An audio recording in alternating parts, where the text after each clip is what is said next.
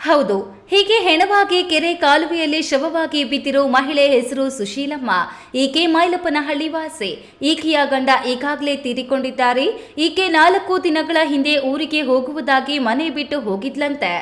ಆದರೆ ಆಕೆ ಊರಿಗೆ ಹೋಗಿದ್ದಾಳ ಇಲ್ವಾ ಎಂದು ತಿಳಿದುಕೊಳ್ಳುವ ಗೋಜಿಗೆ ಹೋಗದ ಗಂಡನ ಮನೆಯವರಿಗೆ ಈಕೆ ಈಗ ಹೆಣವಾಗಿ ಪತ್ತೆಯಾಗಿರುವುದೇ ತಲೆನೋವಾಗಿದೆ.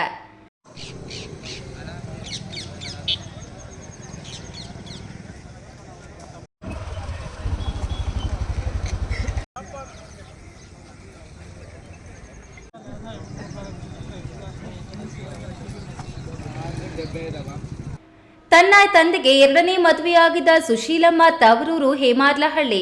ಆಕೆಯ ಗಂಡನೂ ತೀರಿಕೊಂಡಿದ್ದಾನೆ ಎಂದು ದೊಡ್ಡ ಹೆಂಡತಿ ಮಗ ಹೇಳಿಕೊಂಡಿದ್ದಾನೆ. ಆಕೆಗೆ ಕುಡಿಯುವ ಅಭ್ಯಾಸ ಇತ್ತು.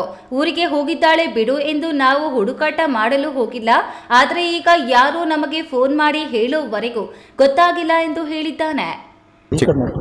ಚಿಕ್ಕಮ್ಮನಾಗಬೇಕು ಅಮ್ಮನ. ನಮ್ಮ ಅಪ್ಪನಿಗೆ 3 ಹೆಂಡ್ತಿರು. ಅಮ್ಮನು 2ನೇ ಹೆಂಡ್ತಿ ಈ ಅಮ್ಮನು.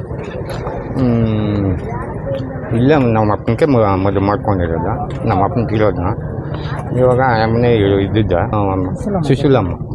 ಹೌದು, ಊಟದ ಮನೆ ಯಾಮಾರ್ಲಲ್ಲಿ. ಗಂಡನ ಮನೆ ಯಾವರು? ಇಲ್ಲ ಮೈತ್ನಲ್ಲಿ. ಊರಿಗೆ ಹೋಗ್ತೀನಿ ಅಂತ ಅಂದ್ಲು. ನಾವು ಹುಡುಕಿಲ್ಲ, ಎಲ್ಲ ಊರಾಗ ಅವಳೆ ಅಂತ ನಾವು ಊರಾಗ ಅಂದ್ರು.